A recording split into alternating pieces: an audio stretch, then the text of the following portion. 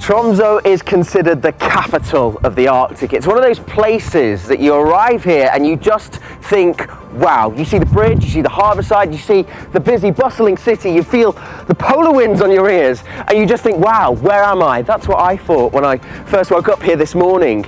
Now, it's actually hard to remember just how far north we are. You see, most of the people that live here in Tromso are of Sami descent, so the indigenous people of the Arctic. And despite it being such a busy, bustling city, it's got great access to the wild. So, if you're after a very varied adventure like the one that's on my bucket list, Tromso is a great place to start. I think I'm going to get a lot done here.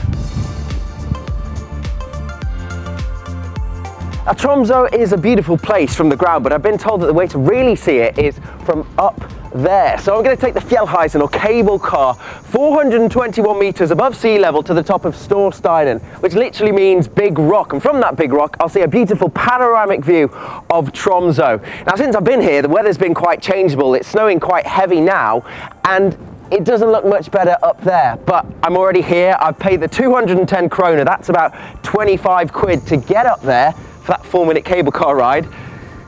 There's no turning back, and hopefully it's worth the price.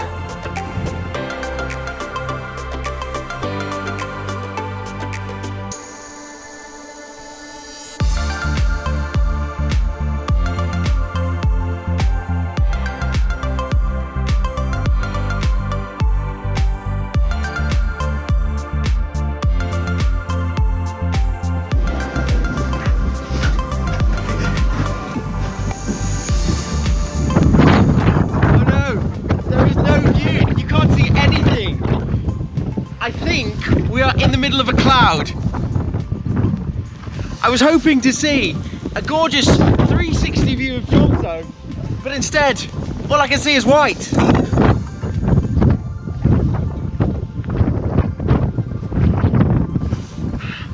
You just can't see anything, and it's cold, it's freezing.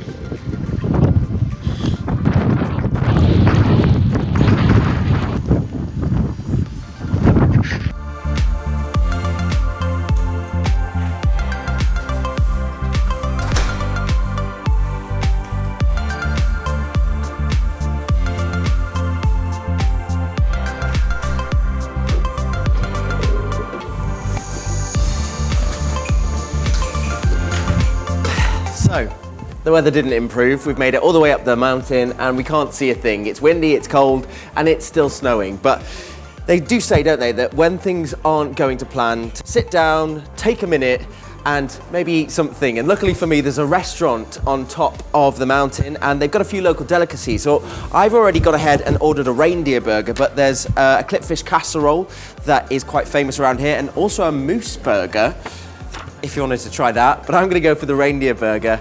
So I'm gonna wait for that to arrive, and hopefully, after I eat that, the weather's gonna have cleared up a bit.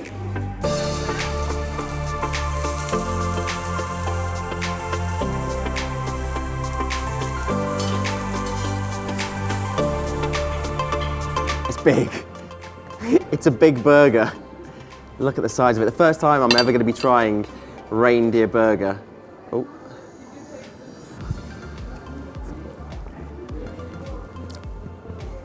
Fairly similar to a beef burger, actually.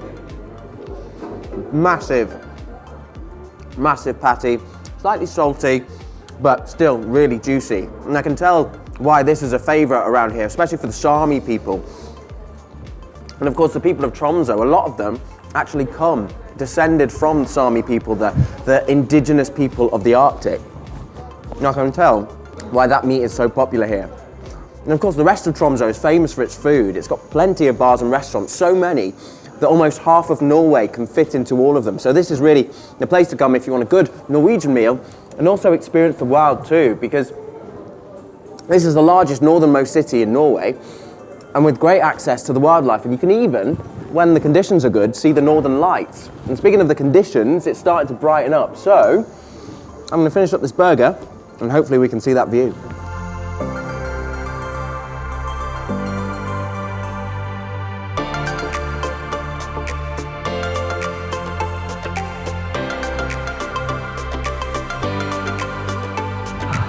That's more like it. That's what I was hoping to see when I came up here. That incredible view of Tromso. And from here, you can actually see that it's made up of two islands connected by that bridge. We've got the more metropolitan city just across from the main line, and then the more suburban part just over here. Now this really is a place where you can come and really get that whole view. But in the summer, it's going to look totally different. It's going to be more green. You're going to be able to see more colour.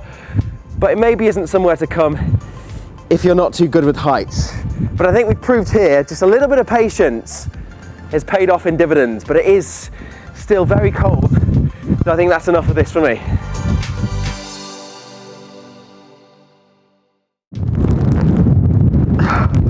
Well, on a day like today, you might want to stay inside, huddling around a fire with a cup of hot cocoa in your hand, but not me.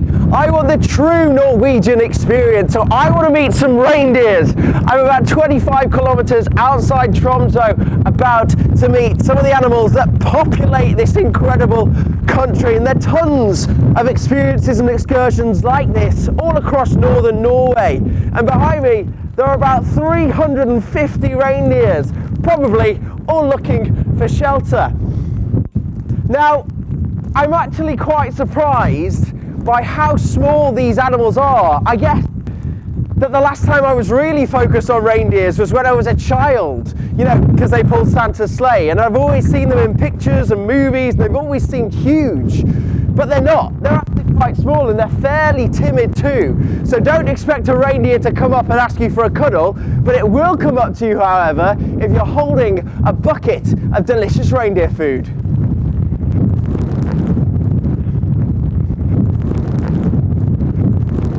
Long before there were countries or borders, the Sami people ruled the Arctic, inhabiting the area that you or I might call Lapland, but don't say that to a Sami person. That's actually a little bit offensive. What you need to say is Samiland or Sapmi. And anyway, the traditions of these indigenous Arctic people have survived hundreds and hundreds, thousands of years. And as I'm quickly finding out, Sami life revolves a lot around reindeer.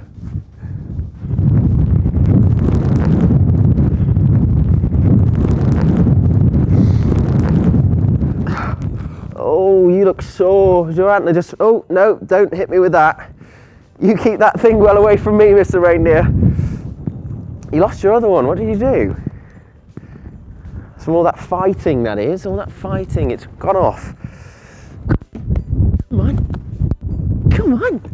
Nope, doesn't love me.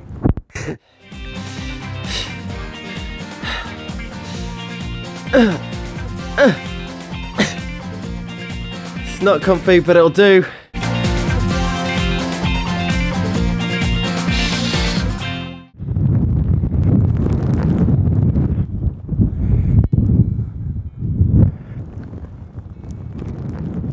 I told you the reindeers had come if you had some reindeer food.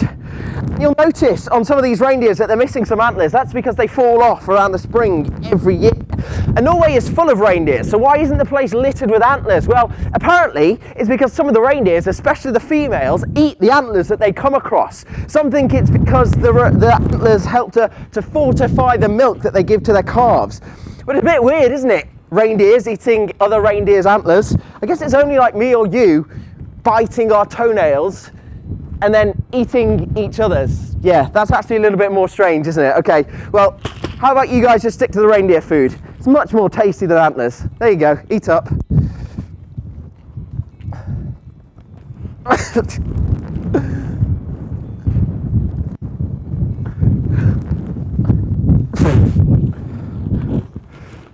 How you go over there? Go on, shoo. Okay, calm down. There's enough for everyone. There's enough for everyone.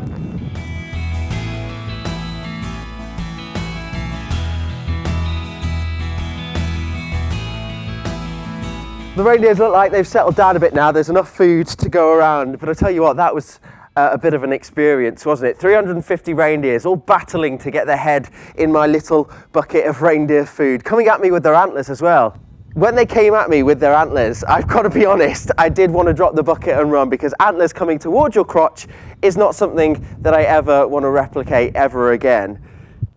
But it was definitely a life experience. But I don't think I've got a real sense of what it's like to live as a Sami just by feeding a reindeer. And as the sun is beginning to set, I think it's now time to settle down, sit down with a Sami person to really get a feel for what life in the Arctic is all about.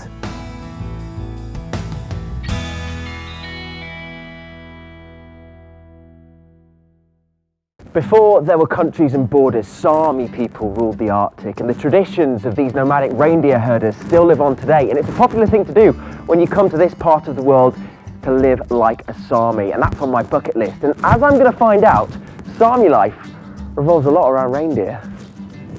And here we have biru, traditional Sami stew made of reindeer, of course, the meat that sustained these people for thousands of years and continues to do so. So let's go for my first bite. It's actually a bit strange after meeting the reindeers outside, and now I'm about to eat one, but I've got to live like the Samis do.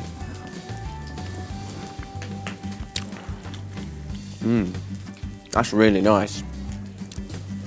So much nicer than that reindeer burger I was eating earlier on. I think this is a real way to enjoy reindeer. I mean, the Sami people know it best. The Samis have hundreds of words for reindeer. And I think the word that I'd use in this instance is delicious. I think it's really important to take part in these different experiences, because the Sami culture is so important in this part of the world. I mean, the Sami people were here before oil, before copper, not before the Northern Lights, but they're the people that know it best. So if you're really going to experience the real Norway, and taking part in an activity like this, dog sledding and meeting the people, is really, really important. And I'm so glad that I had the chance to do it, actually. But now more stew, I think.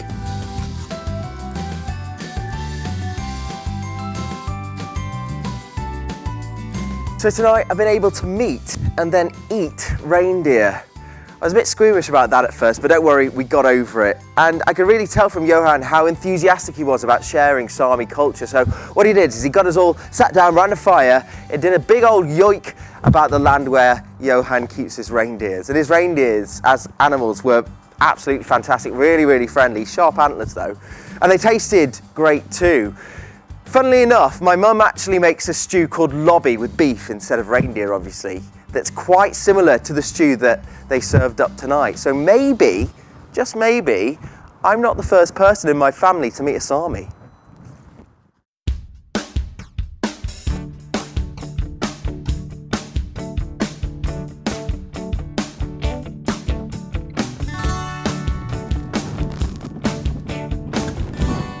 I tell you what, it's not easy making my way through very, very deep snow, especially with all this in my hands. And if I want to get it all done and I want to take everything off, I need to put some effort in, so that's what I'm doing. I'm trying my hardest to get this bucket list done. So right now, as well as being on top of a lot of thick snow, I'm literally walking on thin ice. Beneath me is a frozen lake, so hopefully I'm not going to fall through. But why am I on this lake? Well, it's because of what's underneath. I'm hopefully going to get my hands on some very well refrigerated fish. Trout, I expect. So in order to tick off all of my bucket list, I'm going to have to try my hand at ice fishing. Now, I'm not a great fisherman. I'm awful with a rod. So we're going to see how this goes. But I've prepared for this, as I am an inexperienced fisherman. I've made some preparations, and here they are. So I drilled a hole, dug away the snow, and got myself a little bench because this might take a while. I've also brought with me some nice hot coffee to keep myself warm. I knew this was going to be tough. I knew I wasn't going to enjoy ice fishing. My mug's gone. Do you know what? Right, the coffee's gone. The bench will have to go here. I even bought a book just in case I get bored. But I think I'll be asleep before I get a chance to read this. So, book, coffee, which is now frozen. Everybody stay right there. My little ice fishing rod. Okay, so first step is this. I need to remove some of this snow to get a bit closer to the ice. You can actually see how thick this snow is. It's actually a lot more stable up here, so that's good. But this shovel, stay there. This shovel is gonna help me get closer to the ice. Okay, so we made a bit of progress there. Now this is a really important piece of equipment. This is gonna get rid of that layer of ice. I'm not sure how thick it is. That's gonna get rid of the layer of ice that's standing between me and my dinner. It's a very simple tradition that's lasted over the years. People love to do this for some reason that I can't quite fathom right now. Okay, we made progress. If I can get my thing back out the ice. Okay, right. Now we're getting somewhere. All of this needs to come a little closer.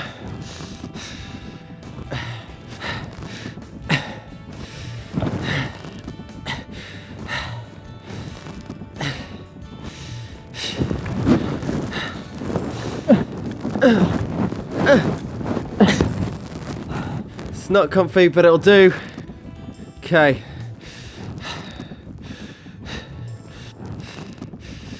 Which way does this go?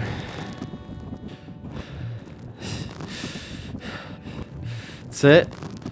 The hook needs to go through this little hole in the ice. Okay, so we can just leave that there and it'll start jiggling if any fish come along. You might have guessed that I wasn't too excited about ice fishing, but I think now I'm here.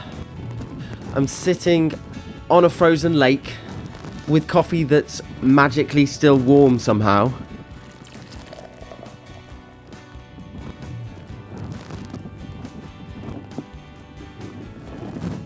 Wow, that is very warm. But luckily for me, I've got ice on hand. Iced coffee now. You know what? I don't think we're going to catch anything today. No fish fancies being my dinner. It's alright. I fancied reindeer anyway. But at least I can say, I've done it. I've done ice fishing. Another thing, tick. Come on everyone, let's go. If I slipped or misstepped and ended up in that water, then that would probably be it for me. I'd be pulled down hundreds of meters.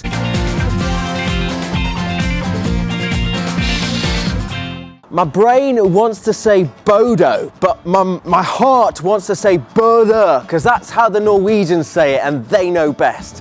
Whichever way you want to say it, Bodø is the second fastest growing city in Norway, and despite being just north of the Arctic Circle, it's got a booming cultural scene with loads of local art and music to enjoy here. There's a gorgeous harbour too, and if it's cold enough and the night skies are clear, you might even see the Northern Lights.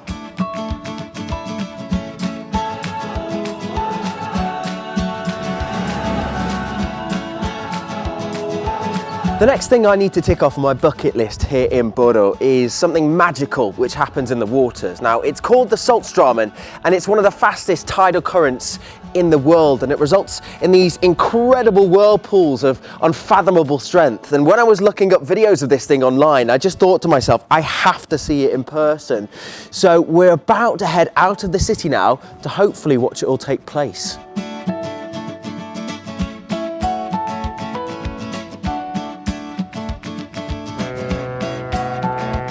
The Saltstraumen happens when 400 million cubic meters of water decides to push itself through a very tight space, between 15 and 20 meters at its tightest. And that means the water's moving fast and under very high pressure. And when it hits the slower moving water on the other side, that in turn creates huge vortices or whirlpools that spin as wide as 10 meters in diameter and reach speeds of around 20 knots. That's around 50 kilometers per hour. Pretty big and pretty fast, right? But the locals have told me that they're strongest under a full moon, and I spotted one last night. So I'm hoping today we're going to see some pretty big ones.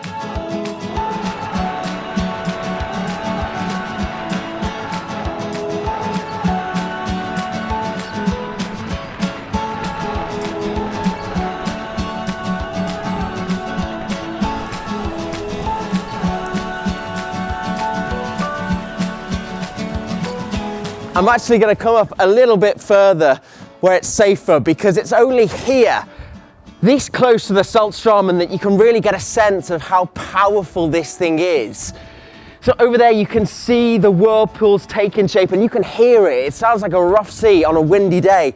And lots of the locals here have warned me, and I'm beginning to understand why. Because if I slipped or misstepped and ended up in that water, then that would probably be it for me. I'd be pulled down hundreds of meters and likely torn apart in that freezing water there. Looking at it from the top is all nice and good, but it's only really this close to it that you can get a sense of how powerful this thing is.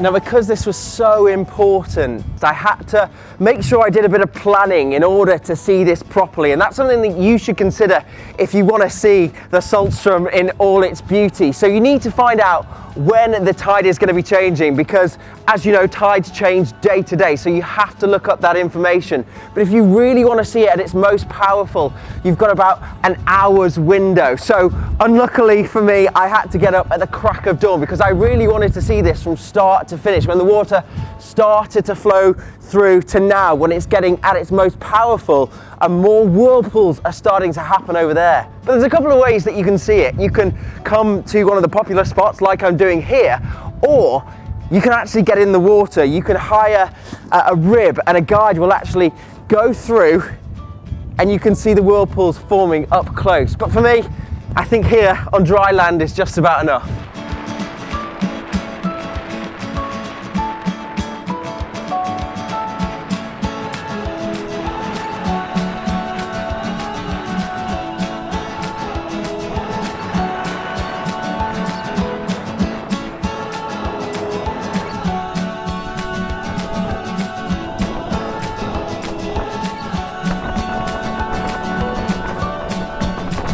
So as natural phenomena goes, that Saltstraumen is fairly new. It's been happening for around 2,000 years, and I can be sure that that has been the centre of many people's bucket list, including mine. And personally, I was just mesmerised watching the water sort of swirl and turn.